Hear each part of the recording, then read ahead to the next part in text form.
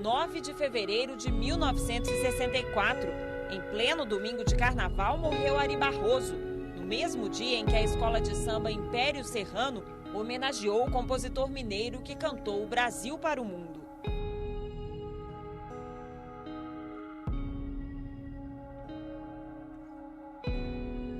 Alegria e tristeza, choque de emoções que o Brasil vivia também em outros campos, na economia, na política, na sociedade. O clima era completamente conturbado, porque há meses já que o Brasil estava dividido de alto a baixo. Em crise e um momento de radicalização política e ideológica muito grande, seguindo, na verdade, o que acontecia em toda a América Latina. Inflação de 75%, conflitos no campo, greves, manifestações sindicais e estudantis, luta anticomunista, calorosos debates políticos. Foram assim os 40 dias que antecederam a histórica Semana Santa de 64. Golpes não eram novidade na política brasileira. De 45 a 64 foram várias tentativas.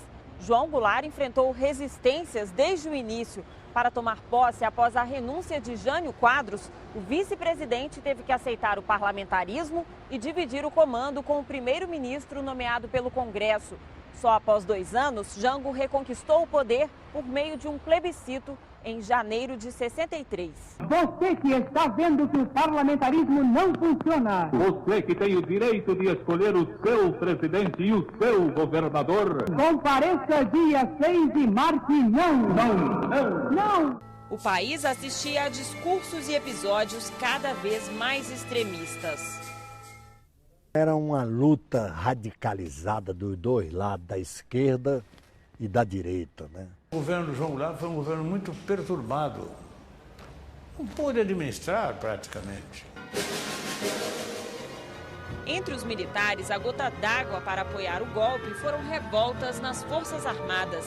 Em setembro de 63, sargentos se rebelaram pelo direito de serem eleitos. Tomaram prédios públicos. Em Brasília, cercaram o Congresso, mas acabaram anistiados pelo presidente João Goulart.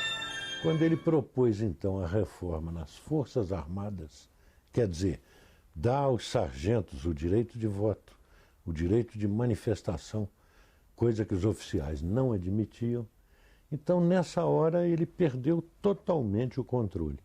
Jango pediu ao Congresso autorização para governar em estado de sítio.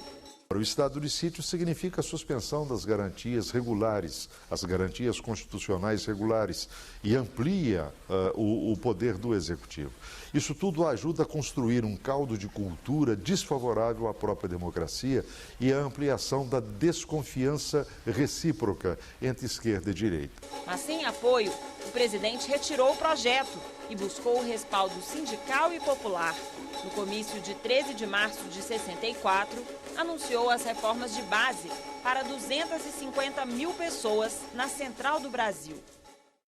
O governo reafirma seus propósitos inabaláveis de lutar com todas as suas forças pela reforma da sociedade brasileira. Foram propostas concretas, eu diria arrojadas, no sentido de que ia na contramão do que pensava o Congresso e do que pensavam as forças reacionárias que tinham uma maior expressão no Brasil. Não apenas pela reforma agrária, mas pela reforma tributária, pela reforma eleitoral ampla, pelo voto do analfabeto, pela elegibilidade de todos os brasileiros. Quis fazer tudo de uma vez só. E aí se arrebentou porque a maioria do país, da classe média, das elites, o país não quis aquela modificação tão rápida, tão violenta. Pela justiça social e ao lado do povo, pelo progresso do Brasil.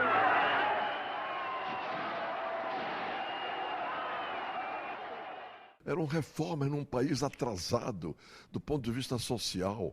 Se você imaginar o que era o campo naquela época, você se envergonha.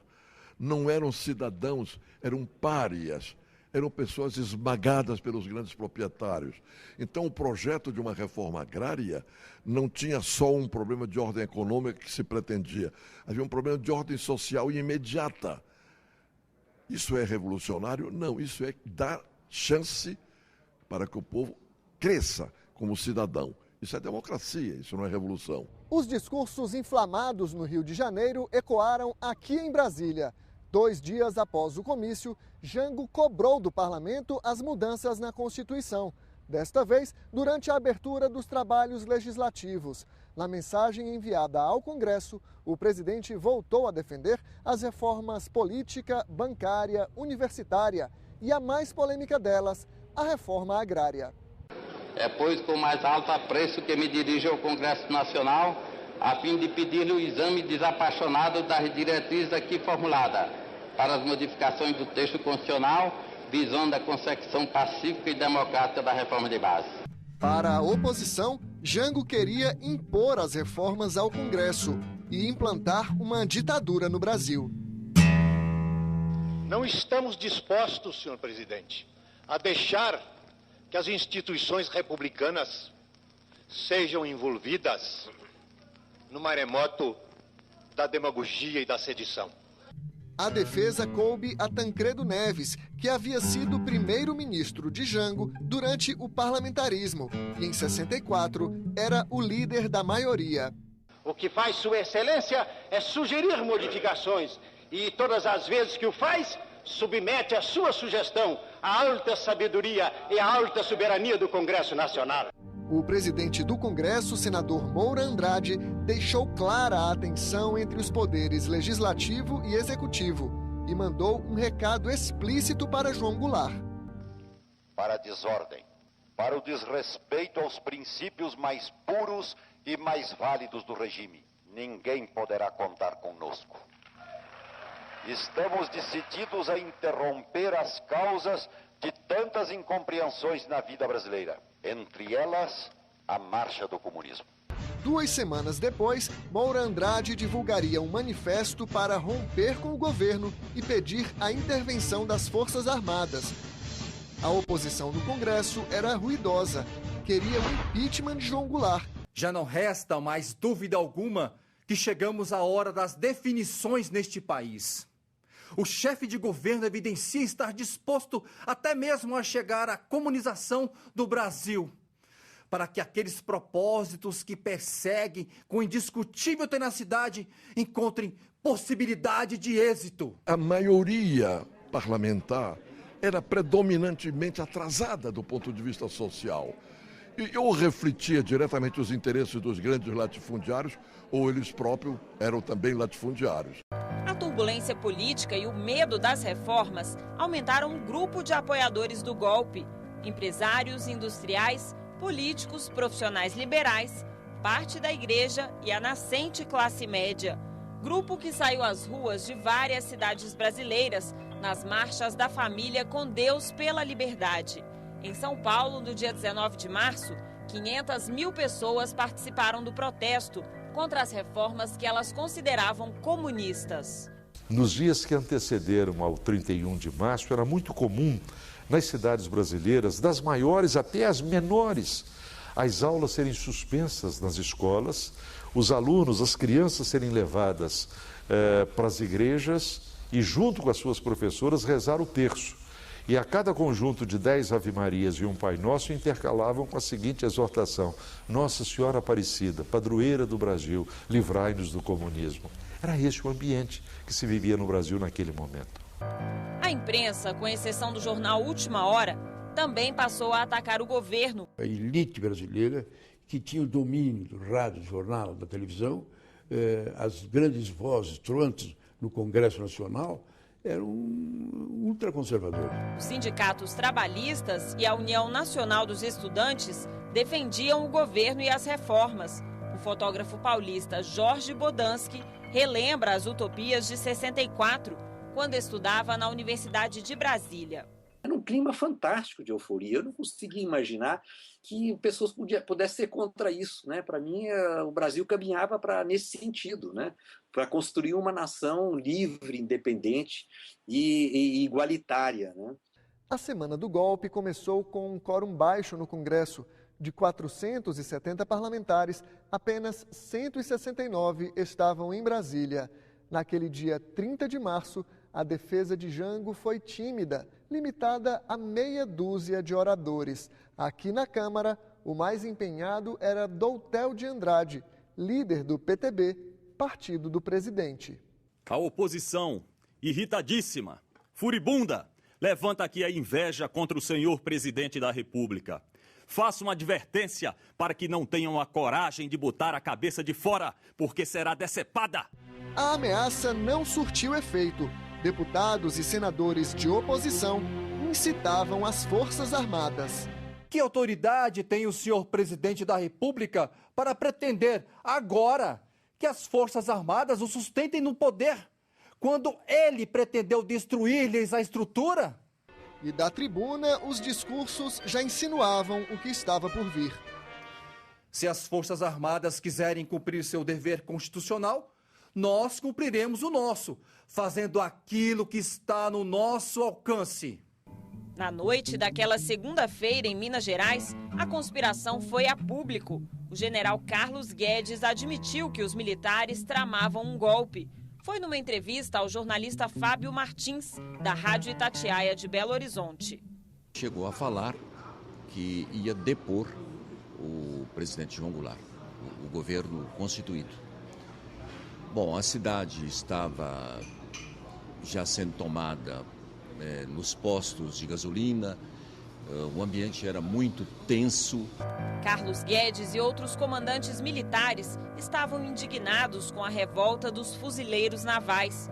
Os marinheiros exigiam direitos como a liberdade de se organizar e de casar sem pedir permissão para os superiores. Era uma subversão de tal ordem, diz ele, que verem marinheiros revoltados contra o governo fazer um verdadeiro carnaval na Semana Santa, e que o Exército tinha compromisso com a ordem, com a disciplina, e lugar de política não é no Exército, não é no quartel. Mas o que levou as tropas mineiras a iniciarem o movimento foram as palavras de Jango na noite de 30 de março. Enganam-se redondamente aqueles que imaginam que as forças da reação serão capazes de destruir o mandato que é do povo brasileiro. O discurso a militares de baixa patente no Automóvel Clube do Rio de Janeiro foi o último de Jango como presidente do Brasil.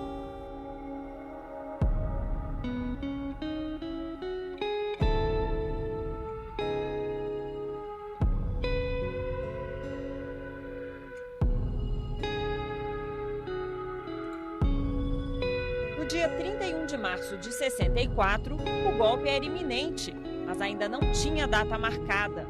Já havia conspiração para derrubarem o João Goulart, mas os revoltosos, os golpistas, ainda se achavam fracos. Uma semana antes eu tinha certeza que o golpe viria, a questão de ser amanhã ou depois. Foi daqui de Minas Gerais que as tropas dos generais Carlos Luiz Guedes e Olímpio Mourão Filho partiram em direção ao Rio de Janeiro. Eles queriam depor o presidente João Goulart e, como não houve resistência do governador mineiro Magalhães Pinto, Minas Gerais foi considerado o primeiro estado rebelde. O Magalhães Pinto, ele esperava vir a ser presidente da República, herdeiro da história. Era, digamos assim, um operador, não é, com uma categoria, digamos assim, muito consolidada em toda a burguesia brasileira, era um grande banqueiro, etc. O general Mourão Filho, que iniciou tudo a partir da 4ª Região em Juiz de Fora, nunca foi visto e nunca foi aceito como membro da elite golpista, mesmo dentro do Exército. Tanto que não participou de nada depois. João Goulart estava no Rio, no Palácio das Laranjeiras. A residência do presidente na antiga capital da República foi protegida por tanques do Exército. A 1 quilômetro dali estava seu maior inimigo político. O governador Carlos Lacerda montou barricadas com caminhões de lixo no Palácio da Guanabara. O Palácio da Guanabara está sendo atacado pelos comunistas na sua loucura criminosa. Esperava o ataque de tropas fiéis a Jango, comandadas pelo almirante Aragão. Almirante Aragão, assassino monstruoso, incestuoso miserável. Almirante Aragão, não te aproxime março, a cidade do Rio estava deserta. Greve geral. Isolado, Jango buscou apoio entre os comandantes militares. Tentou prender o general Castelo Branco, chefe do Estado-Maior do Exército e um dos articuladores do golpe. Enviou tropas em direção a Minas para conter os rebeldes. Essas tropas se diluem, aderem ao Mourão e descem todos a Rio Petrópolis contra o João Goulart. O governo foi caindo, feito um castelo de cartas. O movimento das tropas mineiras não gerou reações apenas dentro do Brasil. Nos Estados Unidos, o governo iniciou a Operação Brother Sun, o deslocamento da Marinha Americana do Caribe para o litoral brasileiro. Os golpistas tinham o apoio militar e financeiro dos norte-americanos, informação negada na época e só confirmada após o fim da ditadura, em documentos e gravações liberadas pela Casa Branca.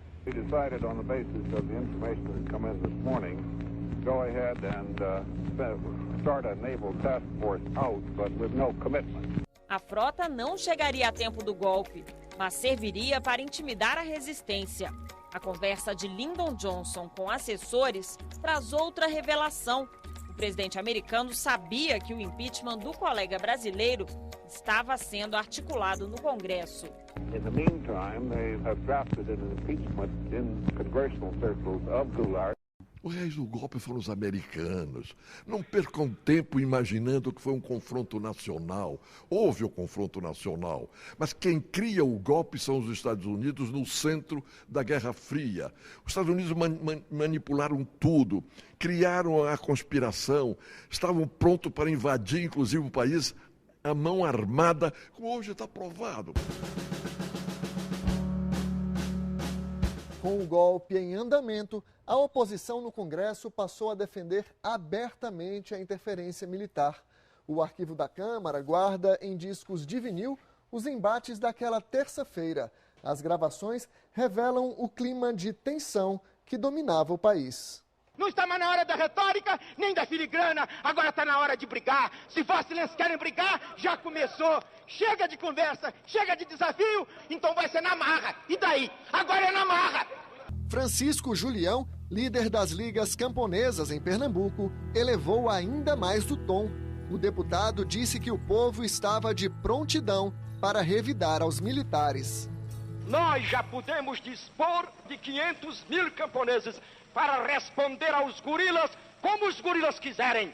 Na lei, como nós desejamos. Na marra, se eles também quiserem. No Senado, o líder do PTB desafiava. O que aconteceu com Getúlio Vargas e com Jânio Quadros não iria se repetir com Jango. Não pensem eles nunca que haverá renúncia, que haverá suicídio, que haverá passividade por parte do governo. Esses homens que há muitos anos pensam no golpe, tramam o golpe, desta vez vão demonstrar se têm coragem de fato para a luta, porque nós vamos pagar para ver. Para o líder da oposição no Senado, quem tramava um golpe era João Goulart. Ninguém tem dúvida, pelos atos praticados em Brasília, de que o presidente não pretende outra coisa senão se fazer ditador no país, utilizando as Forças Armadas no seu objetivo disfarçado.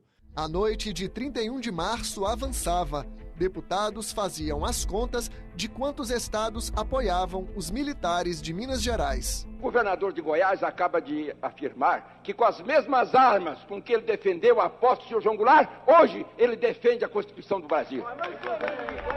Os governistas ainda acreditavam na resistência, com o apoio das centrais sindicais. Tentem contra a democracia e os trabalhadores hão de parar, porto por porto, navio por navio, fábrica por fábrica, e as greves vão também para o campo. E contavam com a força de militares fiéis ao presidente. A Rádio Nacional acaba de divulgar uma declaração oficial de Sua Excelência, o senhor general Amaury Crua, declarando-se fiel ao governo federal e à legalidade. Mas a reação não se confirmou. Se ele, o presidente João Goulart, decretasse ilegal o Comando Geral dos Trabalhadores, que era a grande central sindical da época, e perseguisse os comunistas, ele, Amaury Crua, garantiria João Goulart na presidência da República. E o Goulart nega, porque se ele aceitasse isso, ele seria um homem tutelado pelas Forças Armadas. Amaury Cruel, que era amigo de Jango e havia sido ministro da Guerra, aderiu ao golpe poucas horas depois. A oposição ironizava o isolamento dos governistas. Pediram o povo nas ruas e o povo está nas ruas. O povo, sim, não o povo mastigado como chiclete na boca dos demagogos, mas o povo que sofre, o povo que é esmagado. Passava da meia-noite. Lá fora, as tropas golpistas e legalistas não trocaram um tiro. No plenário, deflagrou uma guerra retórica e o governista Doutel de Andrade calou o opositor Arnaldo Cerdeira. Quero apenas lembrar a Vossa Excelência que passada meia-noite já é 1º de abril. É isso que eu ia dizer. E Vossa Excelência vai nos dar o 1º de abril. Vossa Excelência. Vossas Excelências tentaram passar o 1º de abril com uma antecipação de 24 horas. Mas o golpe não era de mentira. Brasília teve as comunicações cortadas. A capital estava sitiada. O aeroporto está fechado. As estradas que dão acesso a Belo Horizonte e Goiânia já estão tomadas por forças do Exército. Pelo país, rádios e jornais foram invadidos por militares. Momentos que ficaram na memória de quem acompanhava a agitação daquela noite. Muita tristeza e apreensão. Sabia que isso aí, o futuro era Deus pertence, né? Ninguém podia imaginar o que ia haver no Brasil. E o país mergulhou numa madrugada de incertezas. Esta noite, para mim, não é ainda a grande noite que o Brasil espera. Não é ainda a grande noite que o povo pede. Porque a noite que o povo pede é a noite da sua redenção. E esta não é ainda a noite da redenção das massas espoliadas do Brasil. Nós estamos esperando que essa noite chegue.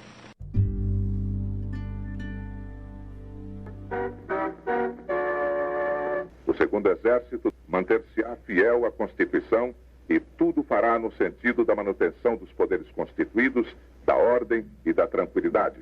O Exército dormiu janguista no dia 31 de março e acordou revolucionário no 1º de abril. A frase do general Cordeiro de Farias traduz a rápida adesão dos militares do Rio e de São Paulo ao movimento golpista. O movimento ele se torna-se definido do lado dos golpistas no dia 1º. E é aí que essas tropas aderem, quer dizer, passam para o lado do Mourão, e Mourão então está descendo para o Rio de Janeiro, continua descendo para Guanabara com tropas profissionalizadas. Sem condições de reagir no Rio de Janeiro, o presidente João Goulart embarcou para Brasília ao meio-dia. Na capital federal, movimento intenso no Congresso. Brasília. Em manifesto à nação, o presidente do Congresso Nacional conclama o povo a reunir-se em torno das Forças Armadas no respeito à Constituição. 13h, os presidentes do Senado e da Câmara recebem aqui no Congresso o chefe do Supremo Tribunal Federal e o arcebispo de Brasília.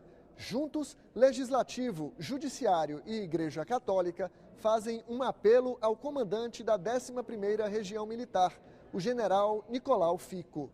Diante da iminência da perturbação da ordem na capital da República e cabendo às Forças Armadas assegurar o livre funcionamento desses poderes, solicitamos todas as providências capazes de proteger a população de Brasília e garantir a tranquilidade das famílias. O general prometeu manter a ordem em Brasília. Foi a senha para a oposição cobrar a presença de João Goulart. Está aqui, está no Rio, onde está?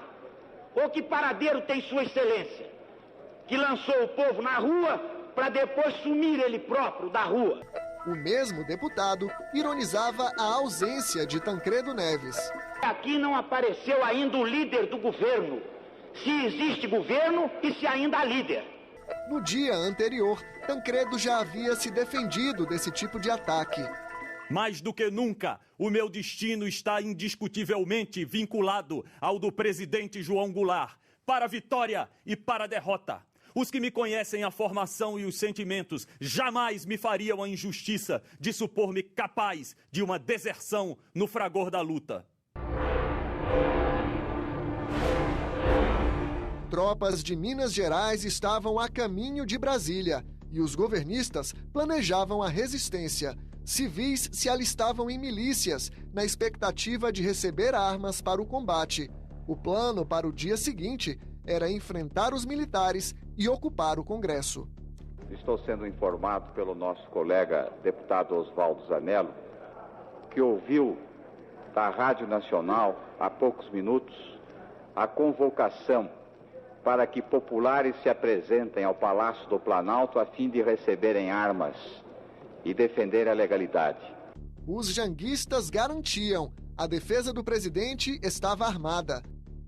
Os candangos de Brasília estão se alistando para defender a legalidade democrática.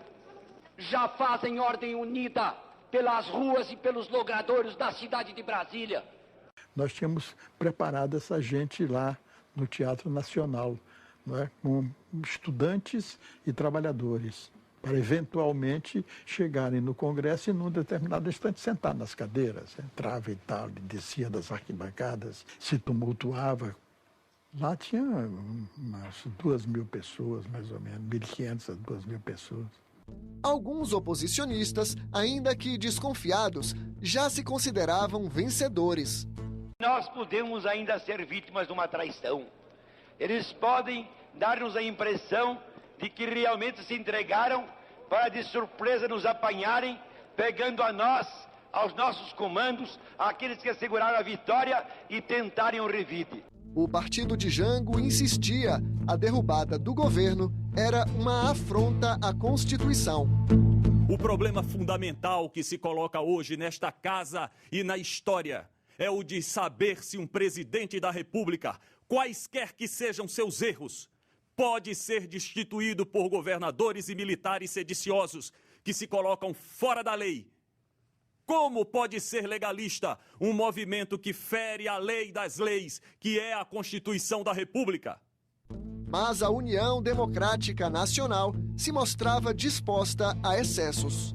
Em determinado momento da história, não é possível salvar uma Constituição a não ser fazendo-lhe certos arranhões, porque o pior seria a Constituição rasgada, o povo brasileiro humilhado e o comunismo triunfante no Brasil. Para atingir João Goulart, a oposição disparava contra o Comando Geral dos Trabalhadores, CGT, e o Pacto de Unidade e Ação, PUA, duas centrais sindicais que apoiavam o governo. Os ataques também miravam a União Nacional dos Estudantes, UNE. Num governo que se identifica e se deixa dominar pelo comunismo, somente num governo desse poderiam funcionar órgãos espúrios como CGT, como PUA, como UNE, que hoje é um dos agentes da subversão, da inteligência e da dignidade da mocidade estudantil do Brasil. No Rio de Janeiro, o discurso deu lugar à ação. Ao ouvir o governador Carlos Lacerda comemorar no rádio a vitória dos revoltosos, milhares de pessoas saíram às ruas. A sede da UNE foi incendiada. O jornalista Tarcísio Holanda, que era repórter político do Jornal do Brasil, estava lá. Aí eu fiquei emocionado, rapaz, sabe? A UNE estava sendo incendiada pelos ativistas ligados aos militares. Uma coisa assim triste, sabe? Quem também testemunhou o ataque à UNE foi o ex-senador Arthur Virgílio Neto. Ele tinha 19 anos em 1964. Quando eu vi que a casa desmoronava, eu fui até a frente da UNE. Eu imaginava que era um lugar onde haveria resistência e eu queria me aliar a quem existia. O pai dele era líder do PTB e principal defensor de João Goulart no Senado. No Rio, a perseguição aos aliados do presidente começou no primeiro dia de golpe. Minha casa foi invadida pela polícia política do então estado da Guanabara. Tivemos que cantar um hino nacional para provarmos que não éramos uma família de comunistas. A sede do jornal Última Hora, favorável a Jango, também foi invadida. No Repórter Esso, noticiário veiculado na Rádio Nacional, Este trecho do programa gravado no dia 1º não foi ao ar. Rio.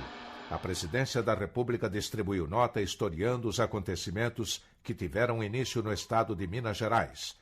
Finaliza a nota informando que espera o governo federal comunicar oficialmente, dentro em pouco, o restabelecimento total da ordem no estado. As notícias veiculadas relatavam um país sem comando, tomado por greves e paralisações. Rio. A Guanabara amanheceu hoje sob os efeitos de uma greve geral. Estão paralisados os trens da Central do Brasil e da Leopoldina. Também estão paralisados os serviços de barcas e lanchas entre o Rio e Niterói, os transportes coletivos, o porto, as empresas aéreas e outras atividades. A Rádio Nacional e a Mairinque Veiga, ligada a Leonel Brizola, foram tiradas do ar às 14h. Do lado da resistência, tropas janguistas também tentaram impedir a circulação de jornais. O Globo, que apoiou o golpe, não saiu no dia 1º de abril. Entra na redação do Globo o almirante Aragão. O almirante Aragão era o almirante do povo. E dizendo, não pode circular porque está havendo um golpe contra o João Goulart. E nós estamos aqui para defendê-lo. Um discurso do deputado federal Rubens Paiva, do PTB de São Paulo, chamou o povo a resistir ao golpe. De um lado, a maioria do povo brasileiro, desejando as reformas e desejando que a riqueza se distribua, ao lado da legalidade do presidente João Goulart. Os outros são os golpistas que devem ser repelidos. E desta vez, definitivamente, para que o nosso país veja realmente o momento da sua libertação raiado.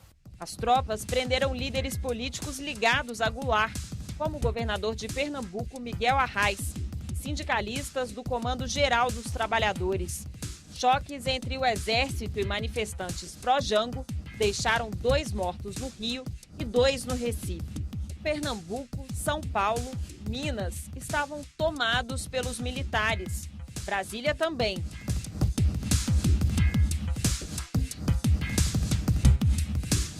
Às 11h30 da noite, o gaúcho João Goulart deixou a capital federal em direção a Porto Alegre, Rio Grande do Sul. O presidente João Goulart, na reta final, tinha contra ele os 4 comandos militares do país. O general Crua, o general não sei das quantas em Pernambuco, o 4º Exército. Num certo instante, na reta final, o comandante do 1º Exército e 2/3 do 3º Exército. Enquanto isso, a oposição se articulava no Congresso para o que seria o tiro de misericórdia, declarar vaga a presidência da República. E Deus queira que nesta sessão extraordinária aqui estejamos para reconduzir o Poder Executivo àquilo que a Constituição determina, quer dizer, decretando o impedimento de quem moralmente está impedido há muito tempo de governar este país.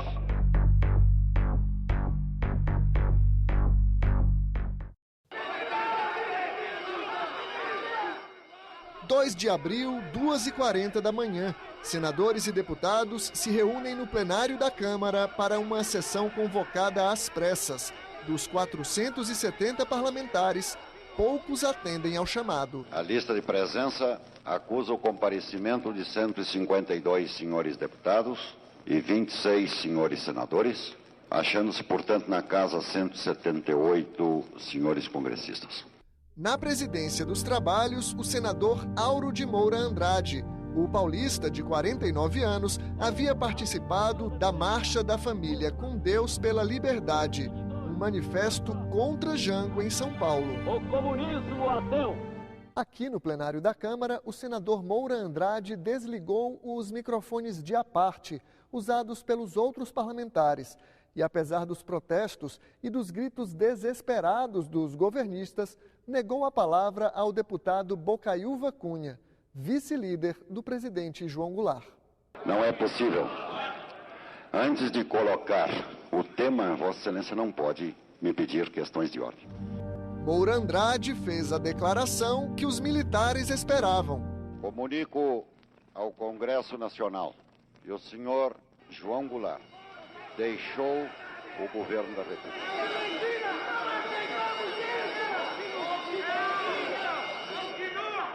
Em determinado instante, o deputado Totel de Andrade era o líder do governo na Câmara, entra no Palácio do Planalto, vão declarar que o presidente da República saiu do país.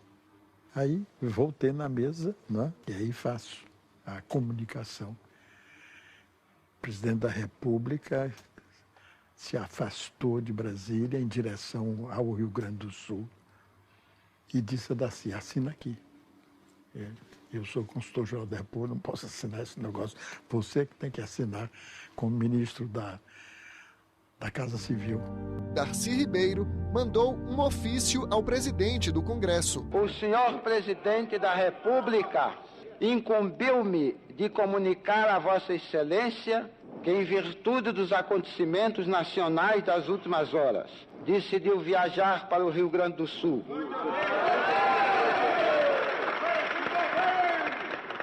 Onde se encontra à frente das tropas militares legalistas e no pleno exercício dos poderes constitucionais com seu ministério. Mas o senador Moura Andrade não deu ouvidos. O senhor presidente da República deixou a sede do governo. Abandonou o governo.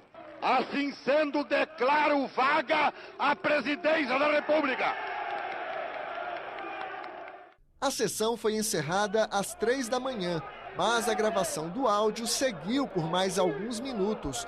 Moura Andrade deixa o plenário sob a vaia e os protestos dos aliados de Jango, oficialmente deposto. Eu vou sua vez, golpista!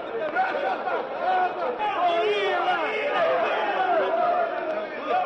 O Auro Moura Andrade, com o apoio de vários parlamentares, não é, conservadores, de direita, mas sobretudo da UDN, ele dá um golpe. Institucionalmente falando, juridicamente falando, foi a legitimação do golpe.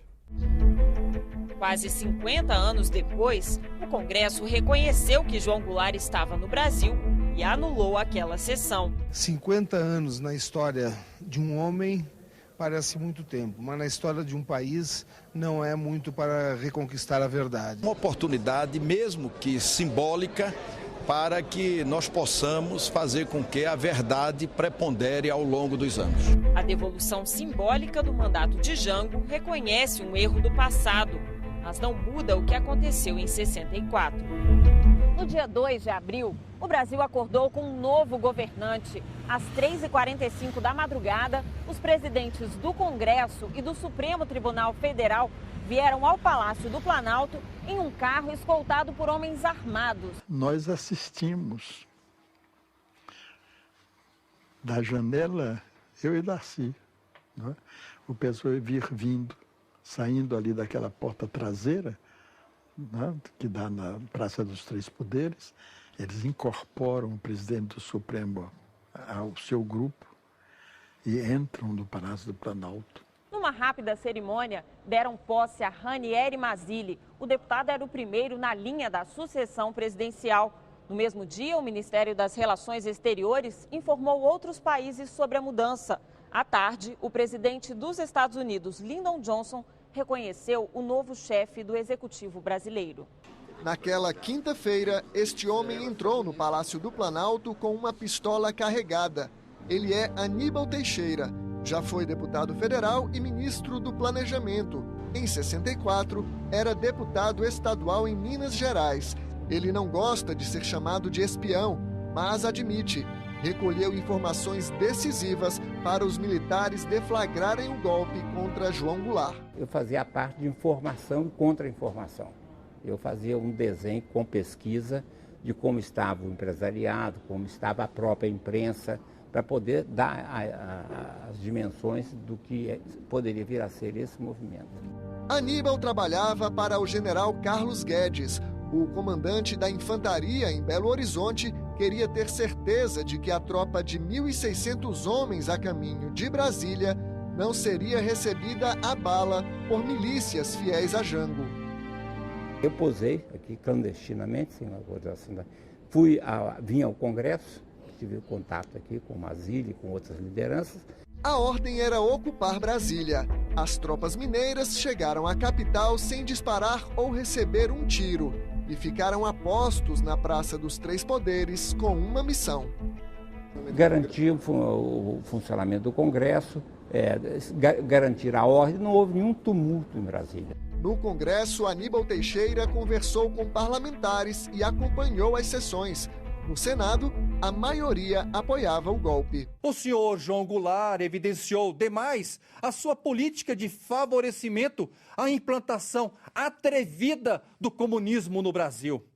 A nacionalidade estava seriamente ameaçada.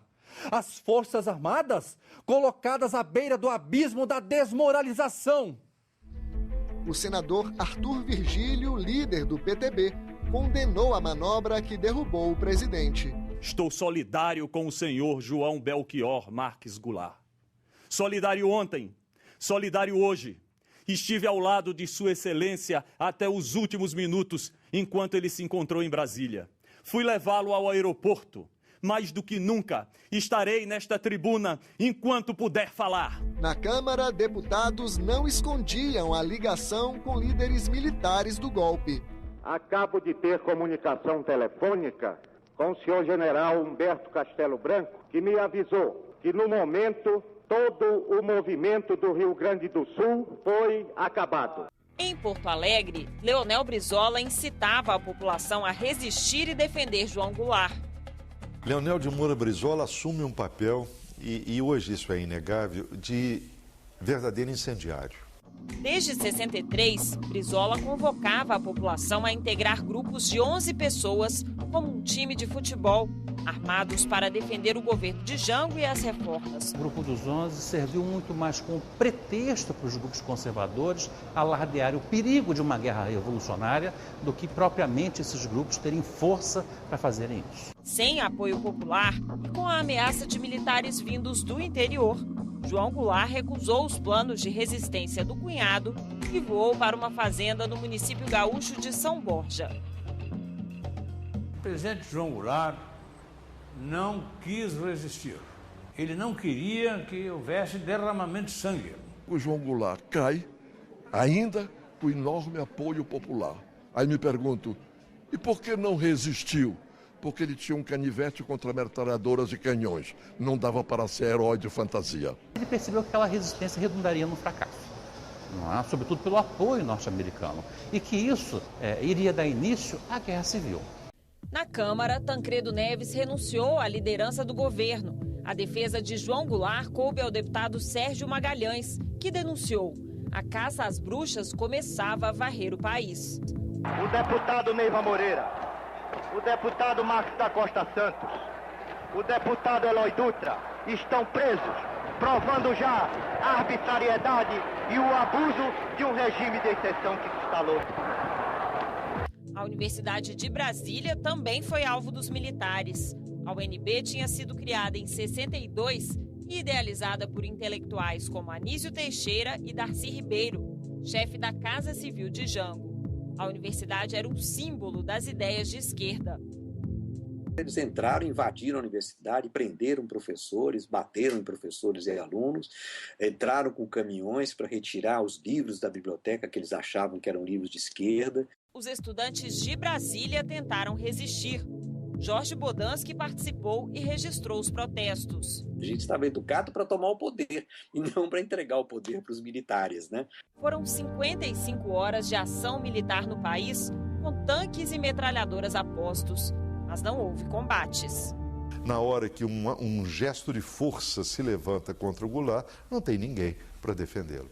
No Rio de Janeiro, a população saiu às ruas, mas foi para comemorar. A Marcha da Família, com Deus pela Liberdade, na ex-capital da República, reuniu quase 1 milhão de pessoas. O Brasil inteiro aceitou aquela mudança do regime. Iam acabar as greves, ia acabar aquela apreensão total. Aceitaram os militares. No Congresso, os vencedores também comemoraram a queda de João Goulart. A exemplo do que ocorreu na Guanabara, também na Paraíba ontem, se realizaram diferentes manifestações em quase todas as cidades do estado de aplauso em virtude da queda do ex-presidente João Goulart. Do outro lado, a preocupação de parlamentares contrários ao golpe. Há mesmo um clima de terror, um clima de violência, um clima de ameaças, que já paira, inclusive, sobre este plenário. Os jornais de hoje já publicam a relação de 40 senhores deputados escolhidos para serem expulsos mediante cassação de mandato. A degola veio uma semana depois, com o ato institucional assinado por uma junta militar.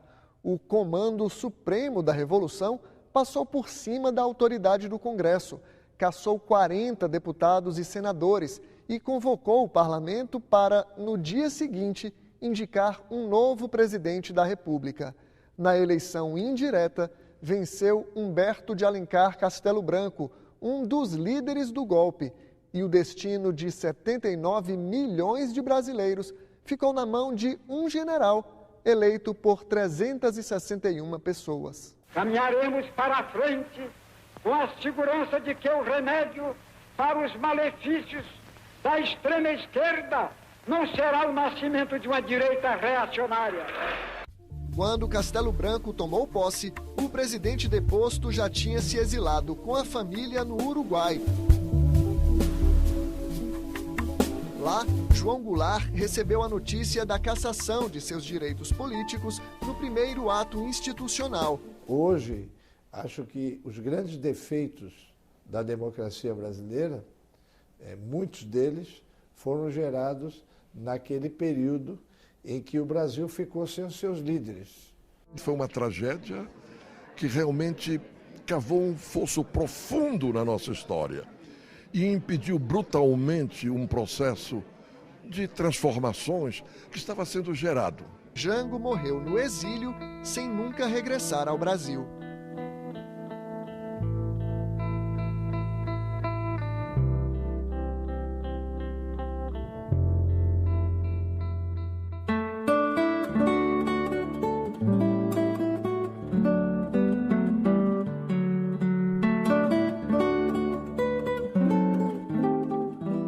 Eu lembro de um dia diferente, um dia evidentemente com malas, com uma viagem que não estava programada, aceleradamente, a mãe muito preocupada.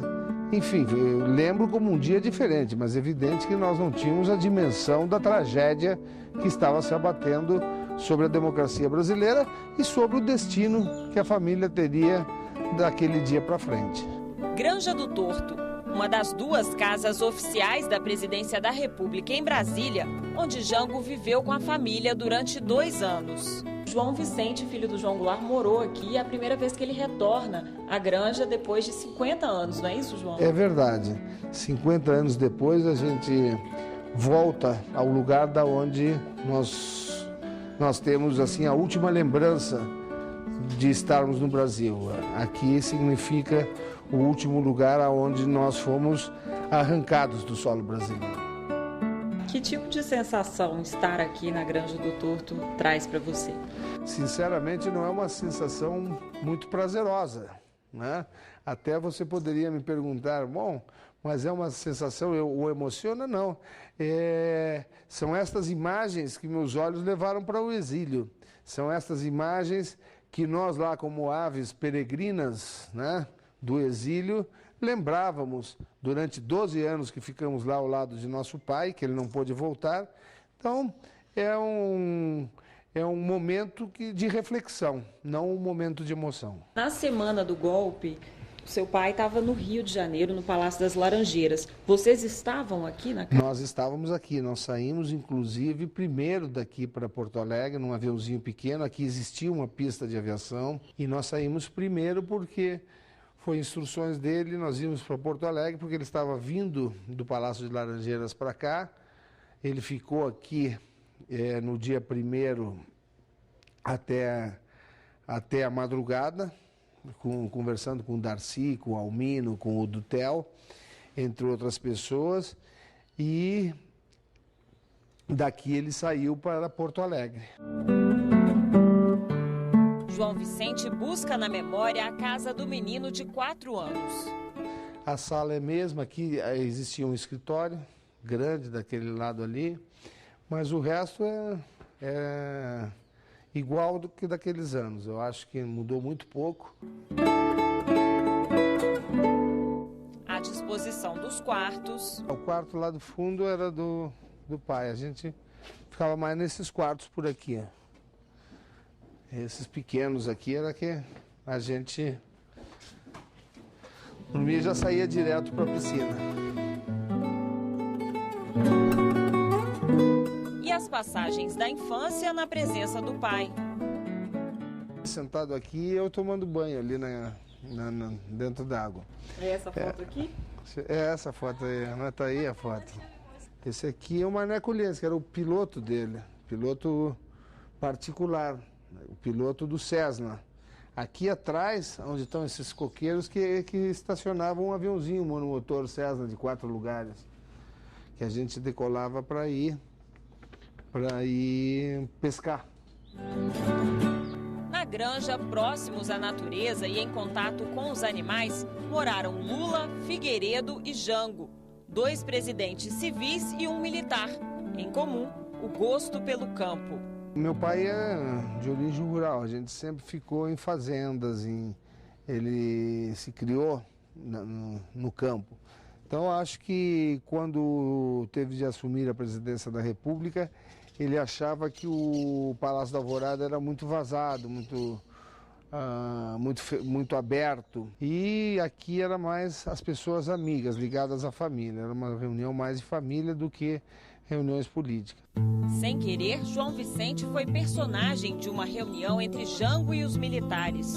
Uma reunião tensa, politicamente tensa, falando sobre as questões que infligiam o momento político, e que eu teria entrado nesse momento e reclamado em voz alta, muito alta, disse: pai, o cozinheiro não quer me dar um pastel. Então que houve uma descontração nesse momento, e que esse momento poderia até ter retardado o golpe militar. Mas são histórias que a gente escuta, passa, e que a gente tem que recordar esses momentos com a memória de uma criança. 50 anos depois, João Vicente vai além das lembranças pessoais, dedica a vida a reescrever a história brasileira e a refazer a imagem de João Goulart. Apesar de ter sido o governo mais curto da história desse país, 50 anos depois nós continuamos a falar de Jango, de seu ato de desprendimento, de não resistir ao poder que lhe foi conferido pelo povo, em nome de impedir uma guerra civil brasileira. Isso, sem dúvida, são atitudes de estadista.